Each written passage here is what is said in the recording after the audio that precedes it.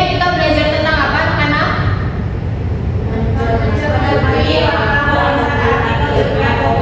Ya, hebat sekali masih pada ingat. Sekarang apakah ada yang masih ingat bagaimana langkah-langkah penulisannya? Silakan nak. Jadi langkah-langkah itu ada 5 ya. Ada 5 itu. Yang pertama menentukan topik, kemudian menentukan tujuan, kemudian yang ketiga menentukan cara memperoleh informasi, keempat menyusun pendapat berdasarkan informasi, kemudian yang terakhir menulis artikel secara tertulis. Ya, tepat sekali benar yang dikatakan oleh Hesti. Jadi langkah-langkahnya itu yang pertama kita harus menentukan topik, memilih pokok bahasan apa yang akan dibahas.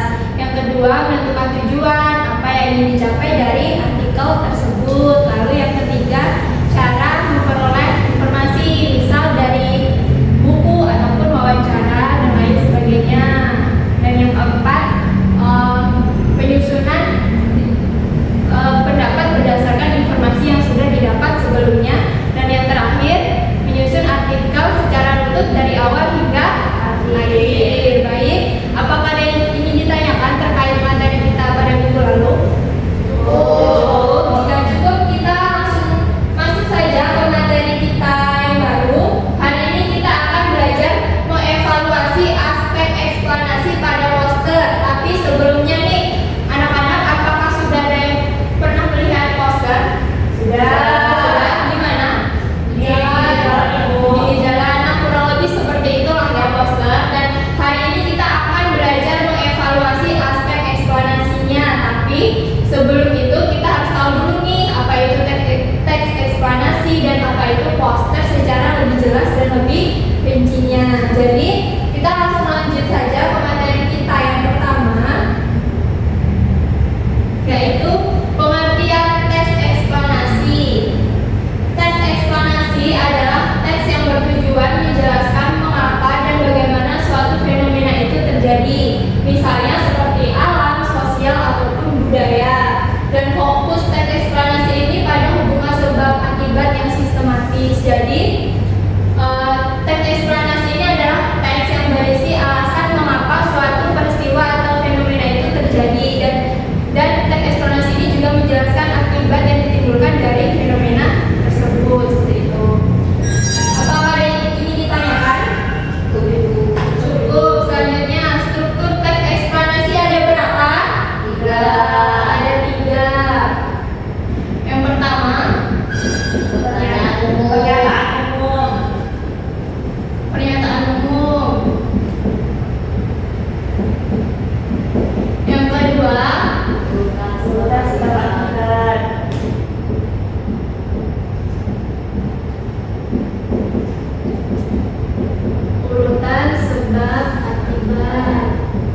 Dan yang terakhir interpretasi atau simpulan.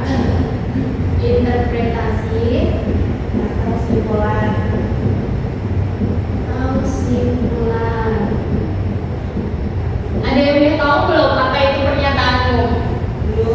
Belum. Jadi pernyataan umum ini merupakan gambaran umum mengenai fenomena atau peristiwa yang akan dibahas nantinya.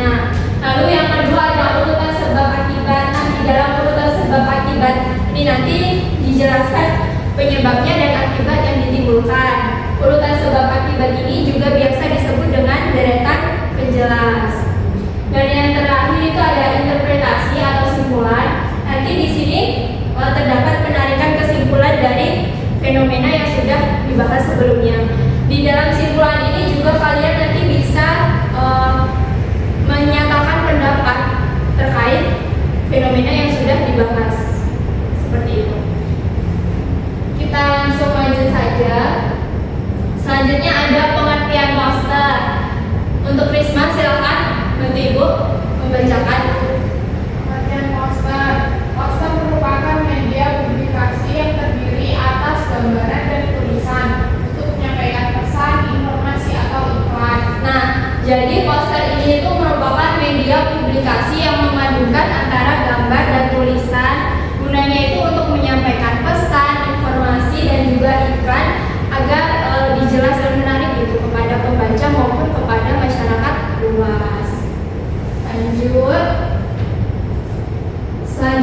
ada tujuan poster. Ada berapa?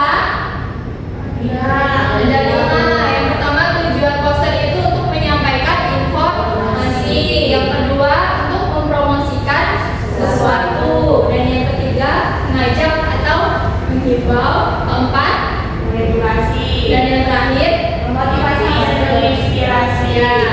Lanjut saja ya. Sudah paham kan? Ya. Keperluan poster. Keperluan poster itu secara umum ada 2 nak. Yang pertama itu poster niaga atau poster komersial. Dan yang berikutnya itu ada poster layanan masyarakat. Poster niaga sendiri itu adalah poster yang bertujuan untuk mempromosikan barang atau jasa agar menarik minat pembeli. Contohnya itu seperti poster promo baju lebaran, misal diskon 50% atau beli 2 gratis 1, walaupun harganya biasanya tetap emang segitu ya. Iya. Lalu yang kedua ada poster layanan masyarakat. Poster ini itu berisi informasi atau ajakan tentang isu sosial, kesehatan, pendidikan, dan lingkungan untuk meningkatkan kesadaran ataupun mendorong aksi positif di masyarakat. Contohnya itu seperti poster ajakan mencuci tangan agar meningkatkan agar tidak terjadi penyebaran penyakit seperti itu. Itu kan bisa meningkatkan kesadaran ataupun mendorong aksi positif di masyarakat. Langsung lanjut saja. Kriteria poster yang baik. Yang pertama itu benar dan mudah dipahami. Jadi poster yang baik itu harus memuat informasi ataupun penjelasan yang benar agar mudah dipahami oleh pembaca.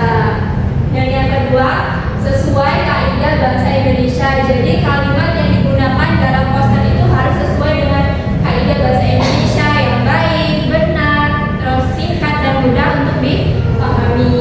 Lalu yang ketiga, gambar dan warna mendukung. Jadi gambar dan warna itu yang digunakan harus mendukung supaya bisa menyampaikan pesan. Yang keempat itu ada media sesuai kebutuhan. Gunakan media yang perlu agar sesuai kebutuhan seperti itu. Yang terakhir itu membuat informasi penyelenggara. Nah, di dalam poster yang baik itu perlu melampirkan informasi penyelenggara ataupun arah hubung seperti itu. Mengerti? Mengerti.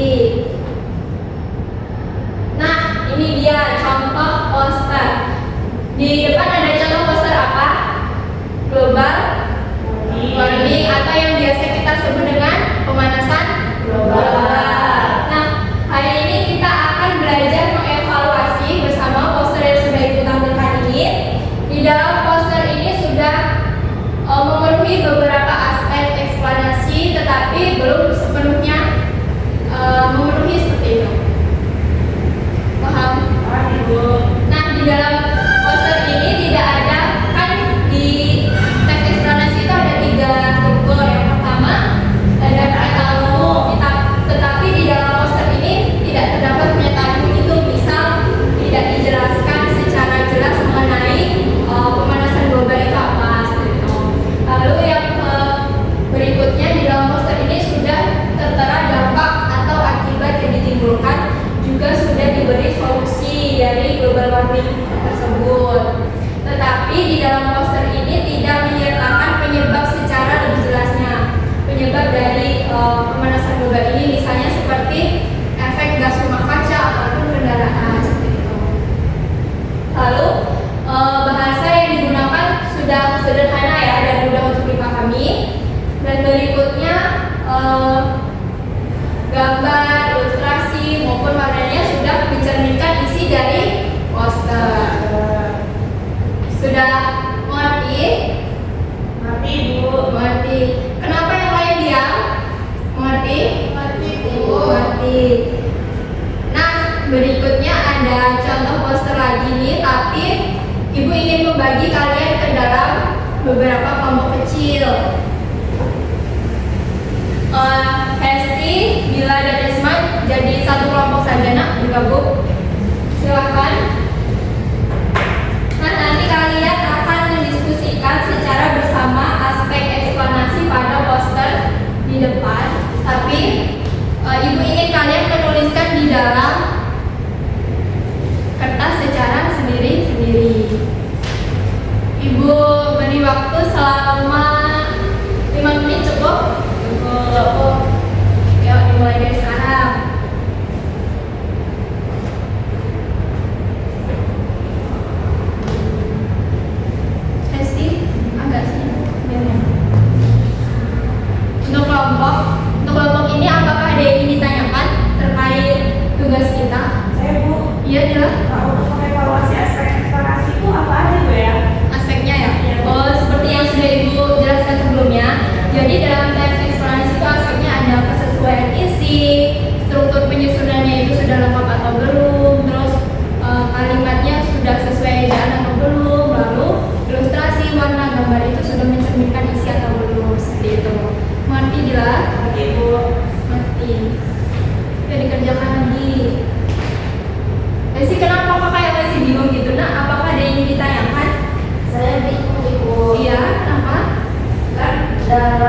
eksplanasi, ada sebab akibat. Nah, sebab akibat itu bagaimana? Nah, jadi sebab itu penyebab. Nah, penyebab dari fenomena atau peristiwa, dan akibatnya itu dampak dari peristiwa tersebut. Misal nih, ibu beri contoh biar kita paham. Misal Hesti hari ini malas untuk belajar sehingga mendapatkan nilai yang jelek. Penyebabnya apa? Hesti malas belajar, dan akibatnya Hesti mendapatkan nilai yang jelek. Seperti itu. Mengerti nak? Mengerti. Yuk dilanjut. Risma, apakah ada yang ditanyakan? Aman. Yuk.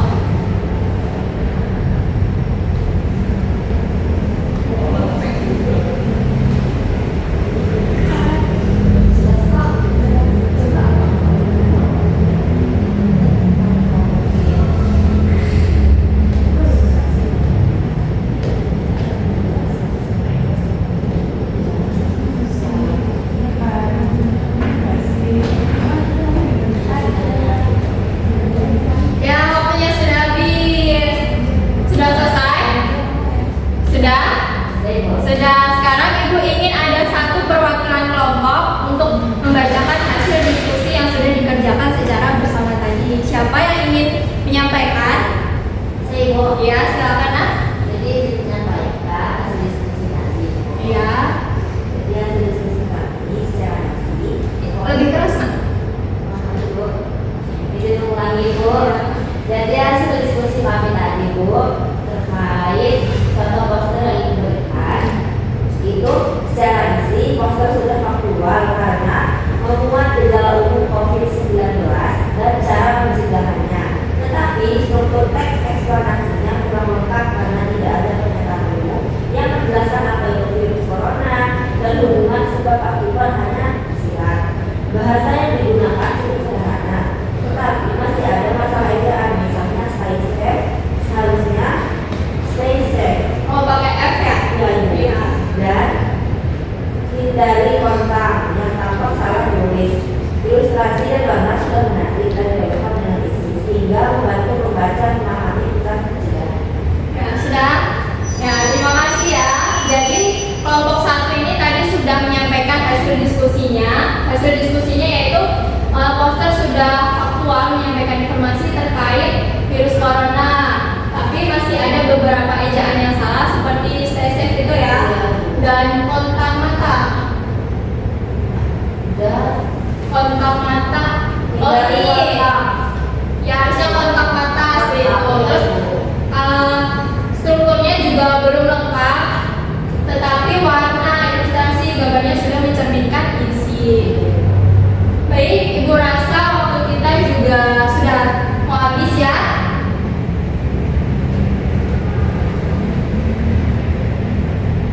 Nah, sebelum ibu mengakhiri pembelajaran pada pagi hari ini, ibu ingin nih ada satu anak yang membantu ibu untuk menyimpulkan apa yang didapat pada pembelajaran hari ini. Siapa bu?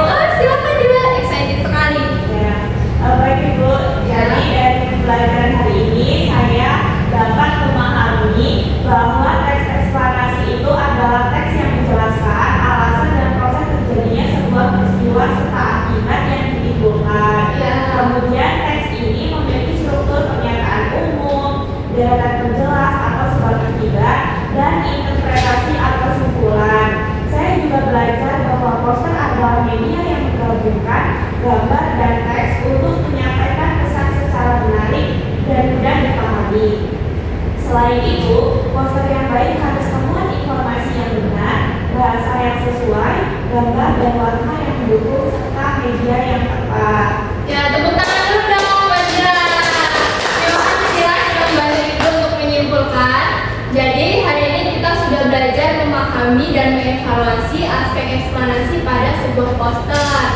Jadi sebelum tadi kita juga sebelum mengevaluasi sudah belajar terkait pengertian teks eksplanasi, susunan struktur susunannya, lalu pengertian poster, tujuan dan kriteria yang baik pada poster seperti bahasanya harus sesuai dengan kaidah, informasinya harus benar dan mudah dipahami, warna ilustrasi gambarnya harus mencerminkan isi dan lain sebagainya. Sampai sini apakah ada yang ingin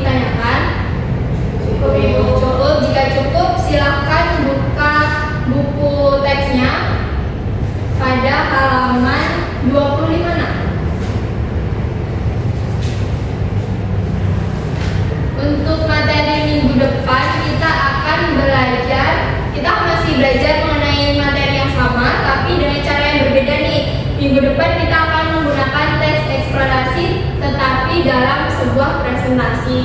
Jadi untuk materi kita minggu depan jangan lupa dibaca-baca, dipelajari ya. Dan untuk materi hari ini jangan lupa untuk terus dipelajari. Baik, sebelum menutup pembelajaran hari ini, alangkah baiknya kita berdoa terlebih dahulu untuk ketua kelas. Silakan memimpin doa. Baik teman-teman, sebelum kita menutup pembelajaran pada hari ini, alangkah baiknya kita berdoa. Selesai. Ya, terima kasih untuk anak-anak, untuk partisipasinya, untuk kehadirannya, dan semoga pada pertemuan selanjutnya kita masih diberi kesempatan. Baik, Ibu akhiri. Wassalamualaikum warahmatullahi wabarakatuh. Waalaikumsalam warahmatullahi wabarakatuh.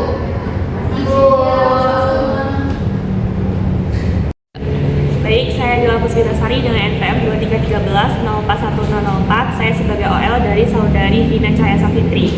Saudari Vina Cahaya Safitri dalam komponen keterampilan berkomunikasi antar pribadi sudah menunjukkan kehangatan, menunjukkan kepekaan, mendengarkan, merespon, membangun hubungan saling mengerti, mendukung, membantu, mengerti perasaan, dan menangani emosi siswa. Kemudian pada komponen keterampilan merencanakan dan melaksanakan kegiatan belajar mengajar, Saudari Vina sudah menetapkan tujuan, merencanakan kegiatan, memberi nasihat, membantu menilai. Kemudian Saudari Vina sudah menggunakan rencana yang memadai, yaitu dengan kegiatan setiap orang, menggunakan penyediaan alat, menggunakan penyediaan sumber, dan membantu siswa.